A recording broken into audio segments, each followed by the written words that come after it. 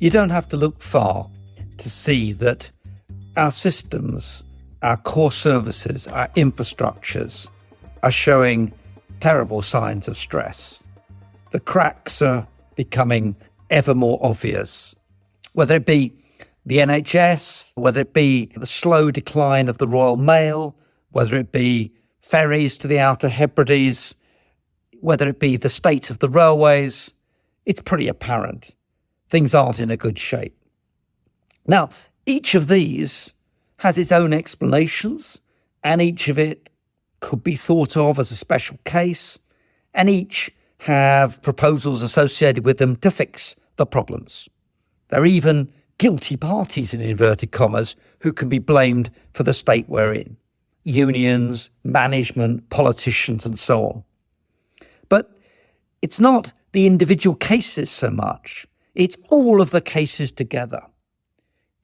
What it demonstrates is that something systemic is going on here. Something is systemically wrong. And a few more sticky plasters on this problem, a few more sticky plasters on that, and the answer isn't going to be a return to the kind of services that any decent civilised society should expect to have.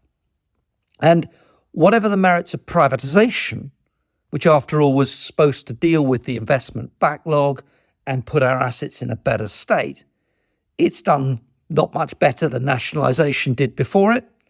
In some cases, it's worse. In some cases, it's better. But it's clearly not a panacea. Private ownership hasn't led to public quality, and nationalised industries still functioning out there are not delivering either.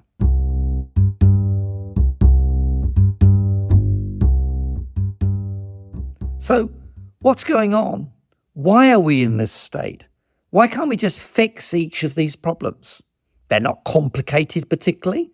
Mending holes in roads, fixing the nature of the railways, applying a bit of new technology to railway ticketing, sorting out the sewage works.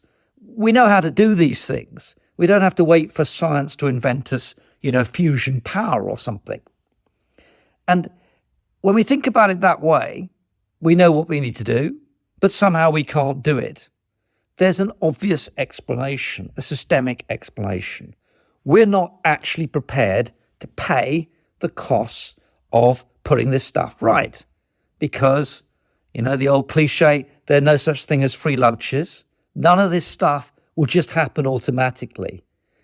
Taxing the rich some more won't solve these problems, though in some cases, of course, it might help.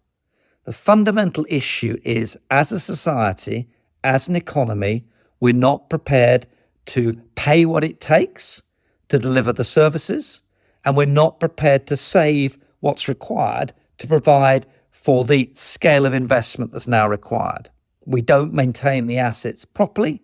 We use the sticking plaster approach in desperation, and in some cases, we don't even do that. Look at the health service as an example. So we prefer consumption now, the convenient idea that, someone else can pay, and if not, I'm sure we could borrow and pass the cost down to the next generation. We selfishly take that attitude and we complain bitterly when the cost of living becomes a crisis and when we find that our standard of livings are under any kind of threat. Even the costs of COVID we're not prepared to pay for. We were not prepared to pay for the financial calamities a decade and a half ago. Instead, we preferred to print the money. But just because that's what we prefer, and that's what we want our politicians to do for us, doesn't make the problems go away. It all could be fixed. We don't have to have QE, and we didn't actually have to inflict Brexit upon ourselves, but we have. Here we are. And now the question is, do we want to do something about the situation we find ourselves in?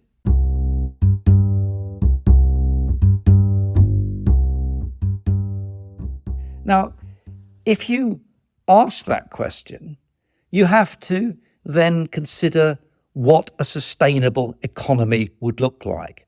What would it be like for us to live within our means rather than live at the expense of the next generation?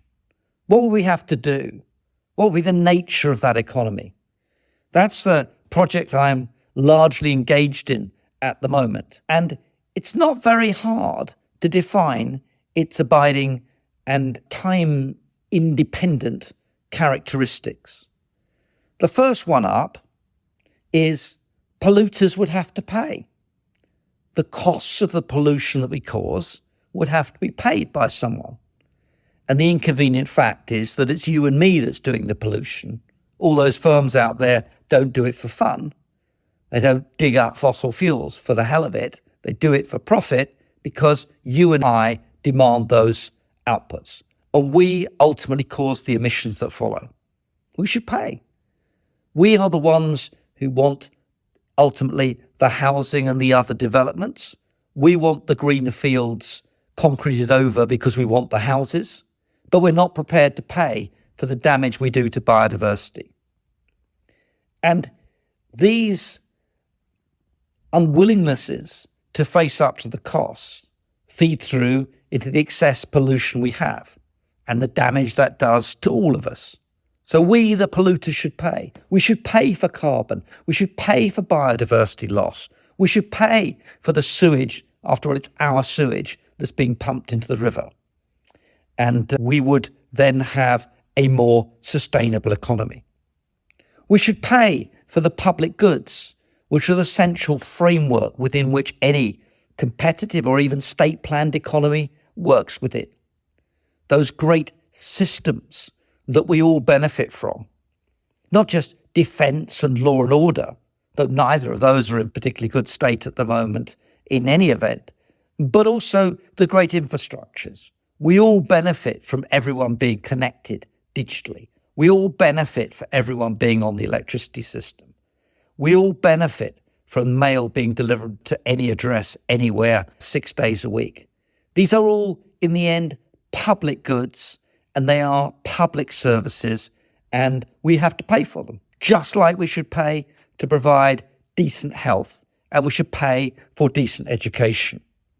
So, as polluters, we should pay.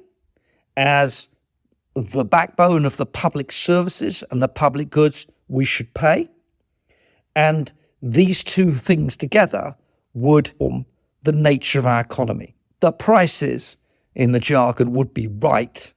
They would internalise the costs of the damage that we do.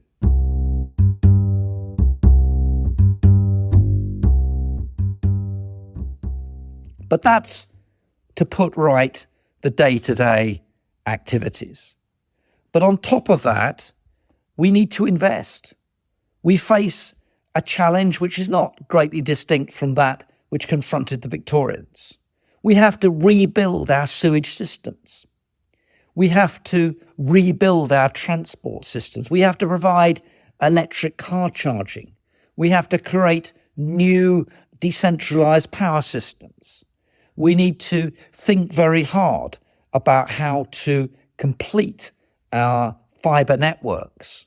We have to think about what kind of railway system, bus system and so on we want going forward. And investment requires funding and finance. These are basic facts of economic life. And the other component of our inability to live within our means is our inability to save. We save very little.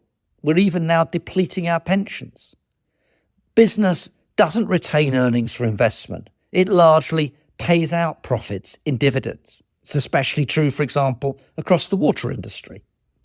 And government is a net dissaver. We're still running deficits. We don't save.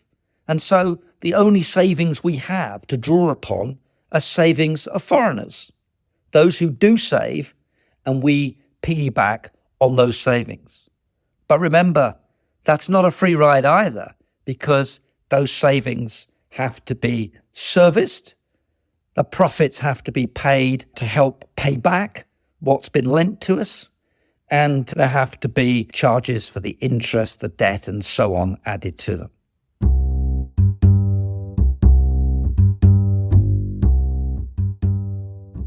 So if you look around and you see the cracks in our fabric, the basic fundamental core services, the basic infrastructures, our natural capital, and you wonder why it's like that. Well, it's pretty simple.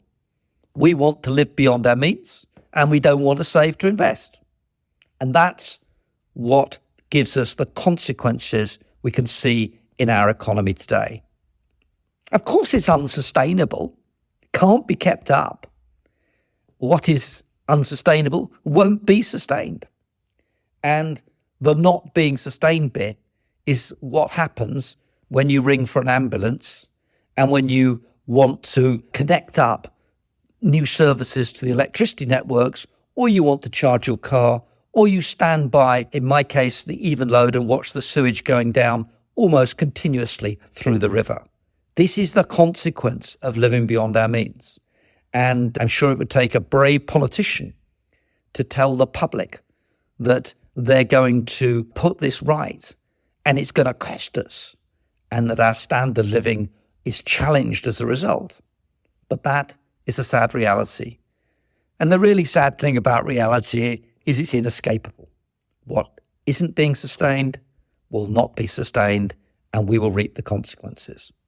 Can fix it, could be the great generational challenge of our time, the reconstruction of these great infrastructures and services. But we have to decide to do it, and we have to pay the cost of doing it too. And our politics don't entertain that possibility. So to the next general election, it'll be interesting if any political party is willing to stand up and tell us the economic facts of our unsustainable patterns of consumption. Thank you.